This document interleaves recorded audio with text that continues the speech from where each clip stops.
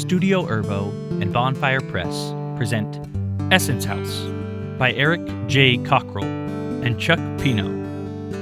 Read by Michael Goodrick. Chapter 10. The Cornerstone of the Edmund Family. The tension of the situation was not lost on Tim and Tristan.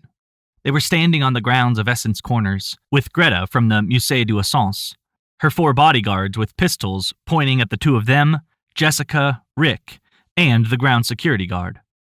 One stupid move by anyone could erupt into a firefight. Since the guards clearly had things under control, Greta turned to her phone and began calling the team to work out the logistics of what was to come. Tristan took this momentary distraction to lean in a little and whisper to Tim, "Please tell me you have the walking stick." Tim breathed out in a slow stream, trying his best to move as little as possible, as though any quick movement would provoke a bullet, which, in his mind, it could. "Barnabas has it for safekeeping. To be honest, didn't see things going down like this." Tristan stifled a laugh as much as he could. "Really? Things tend to go from bad to worse for us, so you should have seen that happening." "Hey!" the guard, paying attention to Tristan, shouted, thrusting his gun forward for emphasis. The 2 stiffened once more and quieted down. Rick, though, wasn't impressed. He looked from one guard to another and then back to Greta, raising his voice so she could hear him. "My idiot nephew told you more than he should have, but that doesn't make any of this legal." He cleared his throat and caught his breath before continuing. "You can leave now, and the cops won't have to be involved."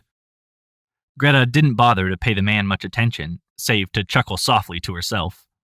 When she spoke, it was matter-of-factly, though she still didn't turn to address them. "A considerable donation was made to your local authorities.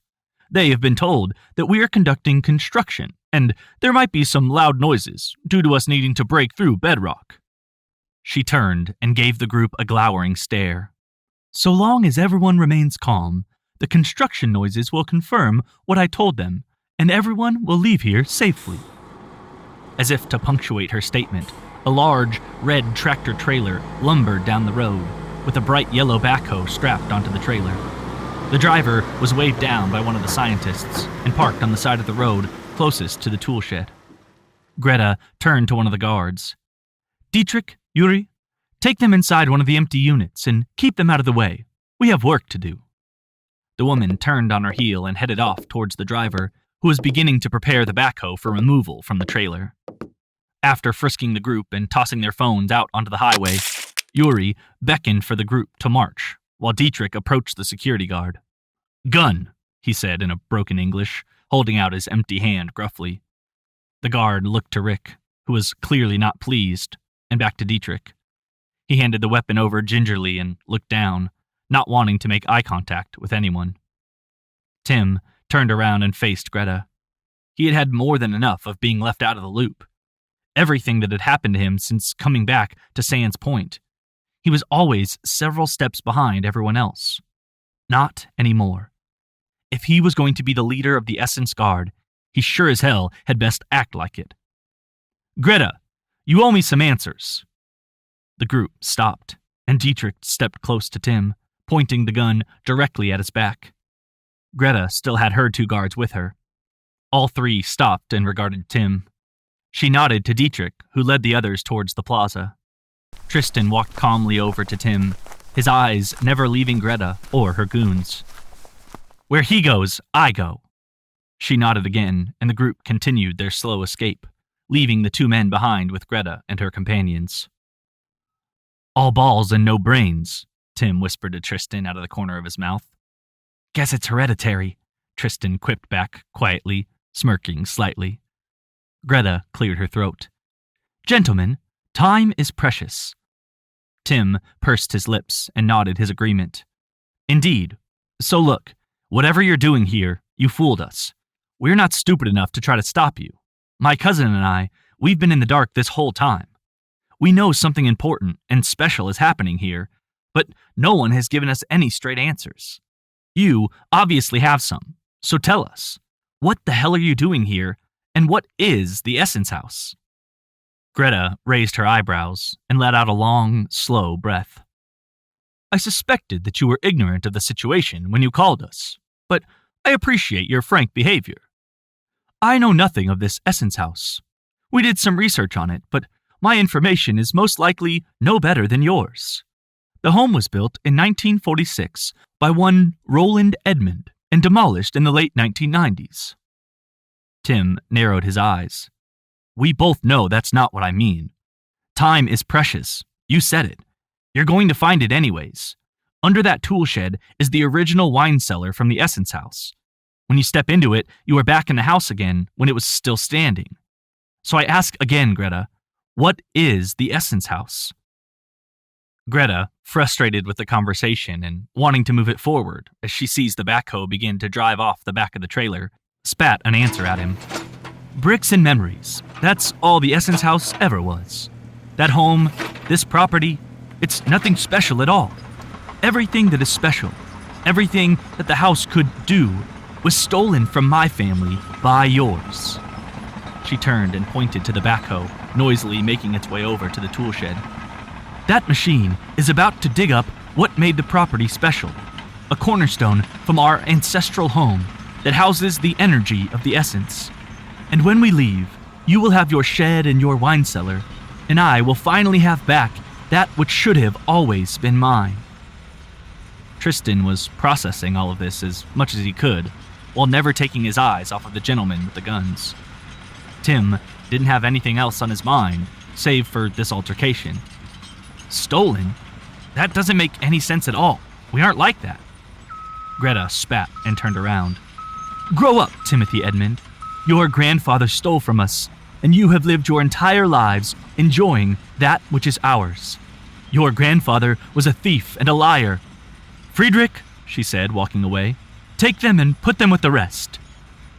The two were led away, Tim watching Greta the entire time, trying to read her somehow and see if there were any clues as to whether she was telling the truth or not.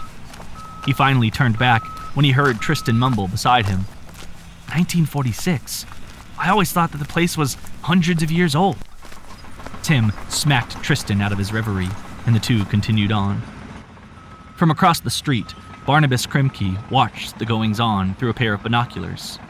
He sat in his decades-old, reliable sedan, his hand nervously stroking the walking stick that had been left in his care. The guns, the machinery, and the danger, none of that had been in his file. No, all he knew was that things went bad and he was not to interfere. His hand brushed the smoothened wood, and he let out a loud sigh. The watching was the hardest part. Back at the plaza, Tristan opened the door and walked through, Tim following close behind. Yuri locked the door behind them. Tim spotted what used to be his keyring, now in Yuri's beefy hands. They were inside what looked like the beginnings of a cafe, with a counter for service and then some more counter space for preparation and storage. Rick was seated in his wheelchair, scowling into his lap, with Jessica standing behind him quietly. The guard was seated on the floor with his back to the wall, his head in his hands in shame. Tristan hopped his butt up onto one of the counters and pressed his back against the wall, giving him the entire view of the room.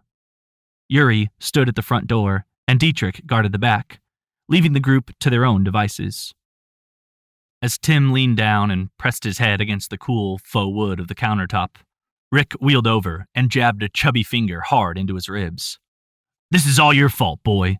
These people are digging around on our property and holding us ransom because you, got a stupid letter addressed from your Gramps that he wrote 50 years ago? You're as stupid as he was. Tim winced and whirled around, done with all of this. He could feel the contempt that had been there for the family, and Rick in particular, well up inside of him. There was no part of him that was holding back right now. Are you kidding me right now? You selfishly kept everyone out of the house, hid it from us despite the fact that we've all been adults for almost 2 decades now, and forced all of us to go behind your back to find out anything about our past. Elise had to go to Aunt Flo just so her kids could have the same experience with their granddad that we all had. Tristan forced me to break into the tool shed because he wanted to go back and save our parents. And me? Honestly, Rick, I was happier when I was screwing around in Chicago and you guys were barely a damned memory. Rick scowled. You don't know a damn thing about me, Tim. I gave up everything for my family. Tim scoffed. Oh yeah, big house in the country, personal nurse, most of the income from the plaza. Must suck to be you. Shut the hell up, Rick. The two turned from each other, encompassed in their own hatred. Meanwhile, Tristan had beckoned Jessica over with a nod of his head. Seeing that she wasn't noticed, the nurse gingerly walked over to lean on the counter next to him. She kept her eyes on Rick and let Tristan break the ice. So, what's a girl like you doing in a plaza like this? He said under his breath, trying not to laugh. Jessica grinned. Watching two grown men fight over ancient history? What about you? She shot back. It felt like the winter of '95 all over again. Oh, just wondering how this girl I met back in the '90s now works for my dad, and somehow looks like she's barely in her 30s, when we both know she's almost definitely in her late 40s or early 50s. She shot him a glance out of the corner of her eye, her lip curling up in an appreciative smile. Wow, you really upped your flirt game in the past. What has it been, week or two? Tristan nodded a little bashfully. That sounds about right, yeah. Don't skirt the question, Jess. Did my dad use the house to somehow make you young or something? Jessica shook her head, her hair tumbling off her sloped shoulders. Not everything is magic, Tristan. The truth? I took care of myself, and I had a little work done, too. Pampering can go a long way, especially when you come into a tidy sum of money when you're young. Tristan leaned back and gave her a long, surprised look. Really? Wow. Good for you. You win the lottery or something? She shot him a hurt glance and playfully slapped his arm. Hey, most of this is natural, so bite that tongue.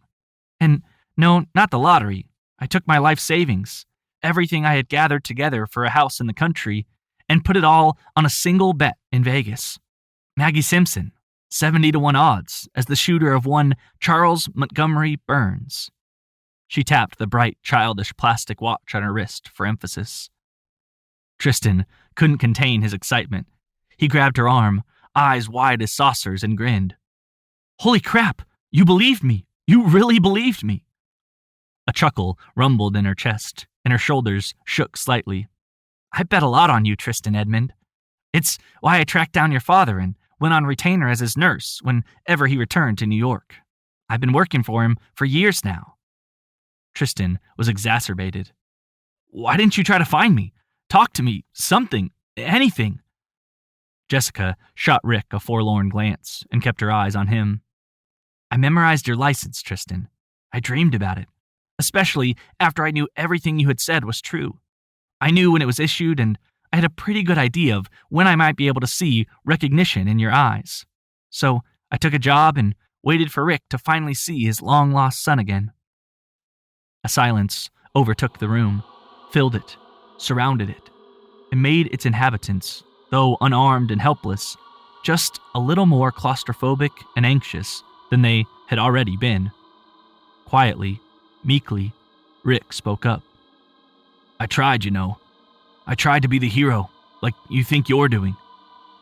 He still looked down at his lap, unable to make eye contact with anyone in the room. Tim breathed his annoyance out through his nostrils loudly.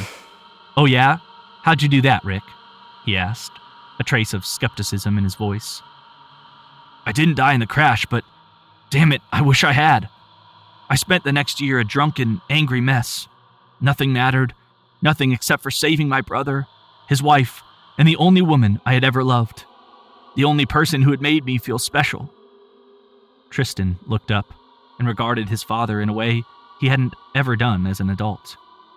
He pitied the man. Not a hateful pity, but a true sadness for someone who knew loss all too well.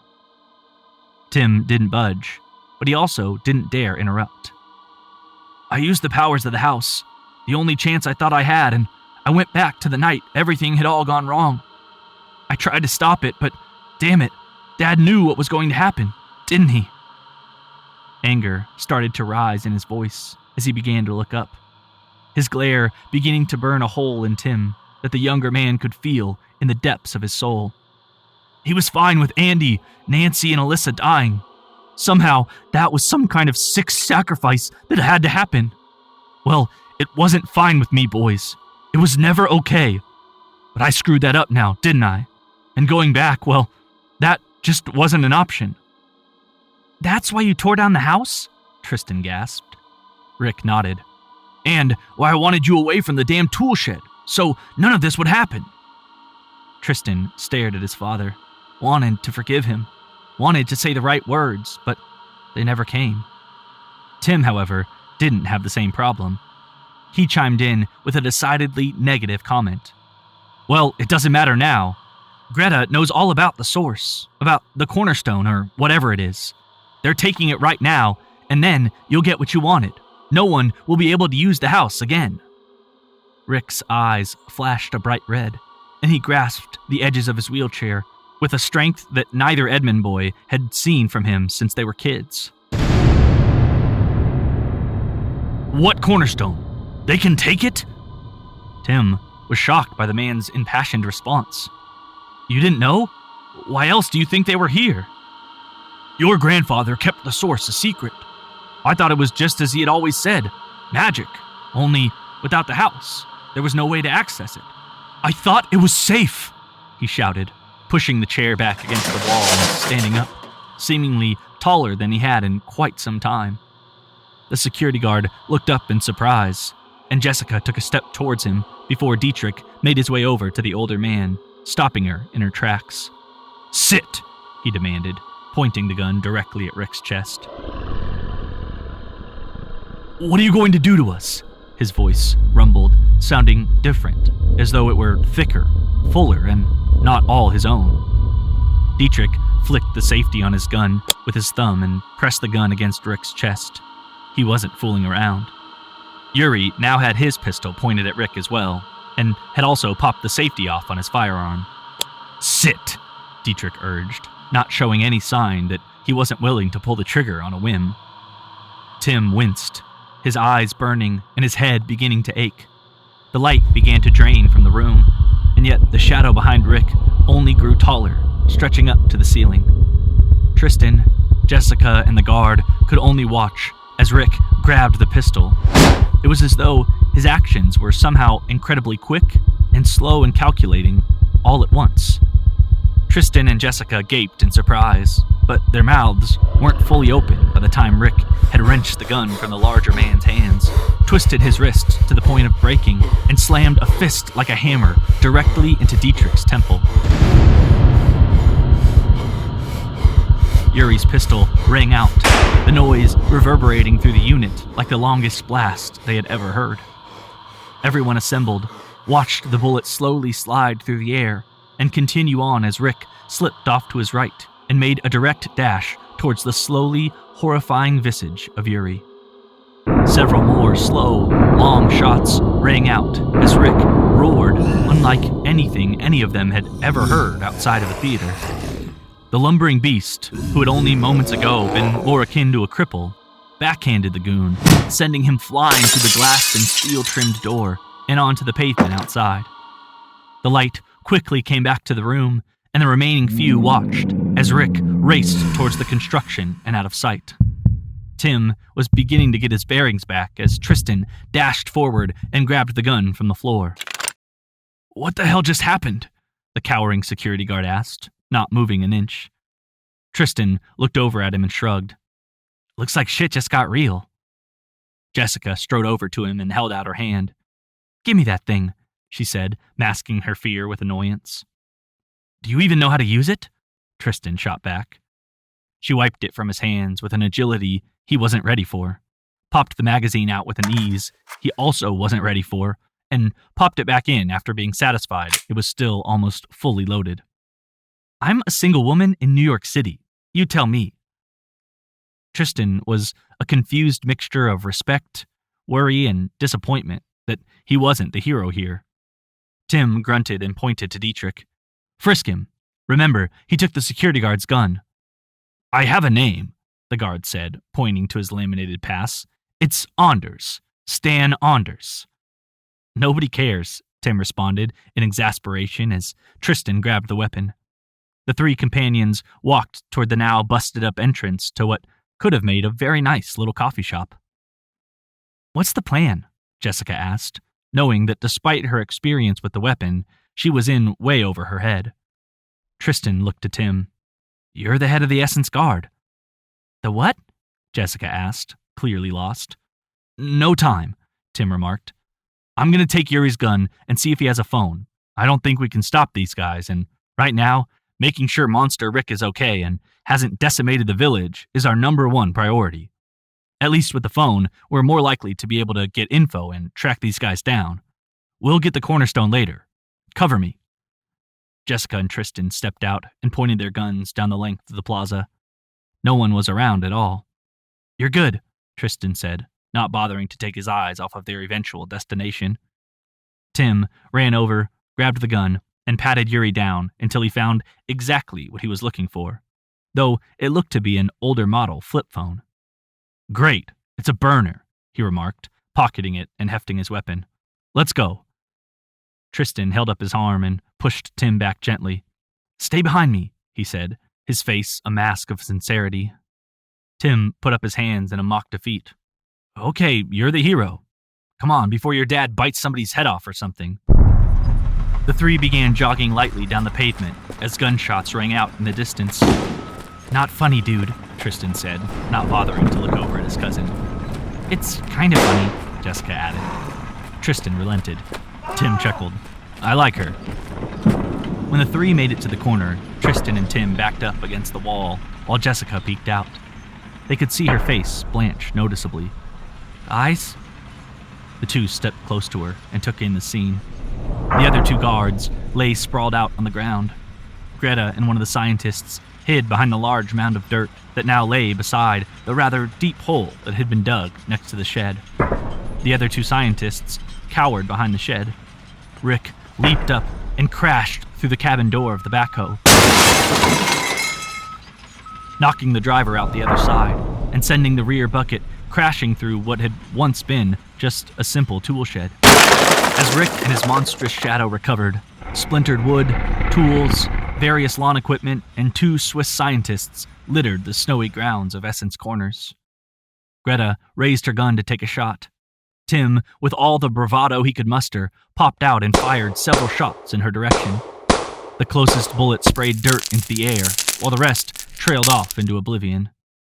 Greta turned, pointed her gun directly at Tim, and fired, while Jessica ducked back behind the corner, assuming that was what any other sane individual would do. Tim stood his ground, frozen in fear.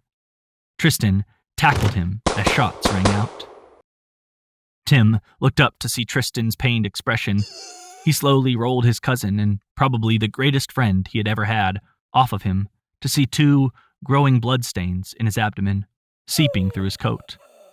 Jessica gasped while Tim teared up. "Oh God, no," he breathed out, barely finding the words. "Tristan! Son!" Rick called out with a pain in his voice once more completely his. 6 bullet wounds could now be seen in Rick. He looked like he had somehow survived a barrage. He jumped down from the backhoe, but stumbled and fell to his knees. Tim looked over to Jessica, who had taken off her coat and pressed it against Tristan's wounds. "Get him out of here, and get him help," Tim insisted, starting to stand up. "What about you?" she responded, not taking her eyes from her patient. "Tristan would never forgive me if I left his dad to die," he said, standing up and beginning to run over to his uncle. Greta and the remaining 2 scientists were nowhere to be found. Rick tried to stand up and reach out, but fell hard. "Son!" he called into the air with all of his strength. "I'm sorry!" His voice grew meeker and he made a loud choking noise in his throat. "I love you!" Tristan blinked as Jessica hefted him up and began to walk him towards Rick's rental car. She couldn't tell if he was conscious of anything that was going on, but he was stumbling along and hadn't yet become dead weight, so that was a good sign. An old sedan roared up and stopped right in front of the woman and her patient. She raised her gun as the rear passenger side door popped open. "Get in!" shouted an old man she had never seen before from the driver's seat. Not seeing as she had any real choice, she slipped Tristan in and hopped into the seat next to him. Barnabas slammed his foot on the gas pedal and looked back in the rearview mirror as the nurse tended to Tristan. You must be Jessica. The boy had nice things to say about you." She didn't smile, but he saw it in her eyes. Meanwhile, Tim had lifted Rick up by his arms and was dragging him over to where the shed had once been. He propped his uncle up against his knees as he leaned back with one arm and lifted the old cellar door halfway up. The two slipped into the shadows of the old cellar as the door banged shut. Tim popped the bolt into place with a heavy breath and began to drag himself and his uncle down the stairs. "If only you had done that in the first place," he grumbled to his uncle. Above ground, Greta had watched everyone leave. Now was her chance. She slid down into the hole and brushed the dirt off of the exposed brick wall with haste. One long brick, completely unlike the others, stood out. She could see ruins imprinted in the stone, unlike anything modern man had ever witnessed. With the help of the two scientists, they chipped away at the old mortar with their tools and removed the stone. When Greta reached to pull it out, she found it surprisingly light, almost weightless. While she cradled it, she turned to her two remaining lackeys. "Clean this mess up and meet me at the plane," she demanded, hurrying off to her SUV. Tim had propped Rick up against one of the towering wine shelves. Rick had slipped into unconsciousness. "I don't care what you say. There's only one person who can help us." He squeezed his eyes shut, tears pushing out as he mumbled to himself hurriedly. 1954, 1954, the year Dad was born. Take me to Grandpa Roland in 1954. He opened his eyes. The wine cellar was no different, though it never was. He left Rick behind and dashed for the stairs to the only door that led to the Essence house. He grabbed the handle and flung it open, all the while hollering, "Grandpa Roland! Grandpa Roland! It's Rick! You've got to help!" He was stopped in his tracks by what he saw on the other side of the door. Nothing. There was pure, white nothingness. He slammed his body against it, but it was solid. His fists pounded against the white, but there were no marks, no dents. It was still nothing.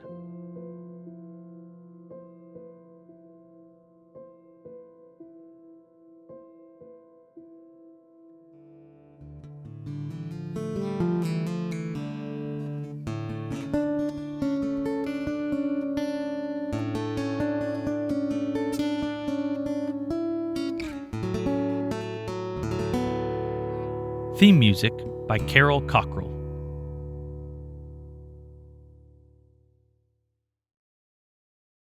Darkness turned to light as eyes slowly flickered open.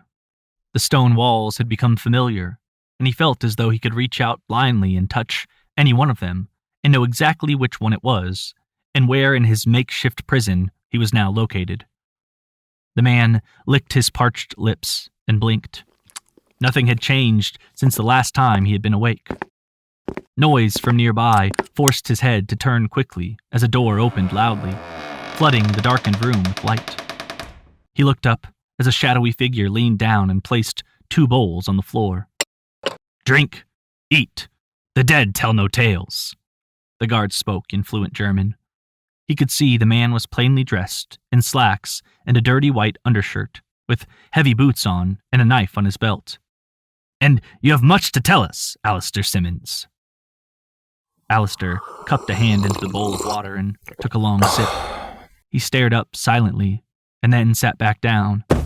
The guard eyed him a moment longer and spat. "We will hear your confession, and then you will die."